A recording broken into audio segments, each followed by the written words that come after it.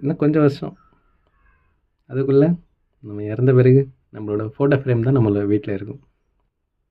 நம்மளோட தலைமுறை ஃபோட்டோ ஃப்ரேமில் விட்டு வச்சுருப்பாங்க. நெக்ஸ்ட் தலைமுறை நம்மளோட ஃபோட்டோ ஃப்ரேமை அவங்க விருப்பப்பட்டால் மட்டும்தான் வச்சுப்பாங்க. அது கண்டிப்பாக இருக்குன்றது நம்மளால் யோசிக்க முடியாது. அதேமாரி நம்ம வாழ்ந்த வீடு, நம்ம ஆண்டு அனுபவித்து நல்லா பார்த்து கட்டின வீடு வேறு யாரும் வாழ்வாங்க. நம்ம தலைமுறை கையில் தான் அந்த வீடு இருக்குன்றது யோசிக்க முடியாது.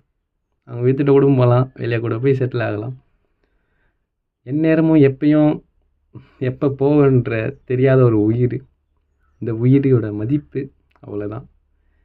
அதுக்குள்ளே நம்ம ஏகப்பட்ட பிரச்சனை, நிறைய பேர்கிட்ட ஈகோ, பேசாமல் இருக்கிறது, நீ துரோகம் பண்ணிட்டுன்னு சொல்கிறது, எவ்வளோ விஷயத்தில் நம்ம அடுத்தவங்களை ரொம்ப கஷ்டப்படுத்தி தேவையில்லாத ஈகோவில் பிடிச்சி நம்ம நின்றுக்கிட்டுருக்கோம். ஓப்பனாக பேசுங்க, எவ்வளோ நாள் வாழ்ந்துட போகிறோம்? இன்னும் ஒரு தலைமுறை 2 தலைமுறை 3வது தலைமுறைலாம் நம்ம பேர் கூட தெரியாது அவங்களுக்கு. இன்னும் நமக்கே தெரியாது நம்மளோட முன்னாடி தலைமுறை, அதுக்கு முன்னாடி தலைமுறைன்னு நமக்கே தெரியாது.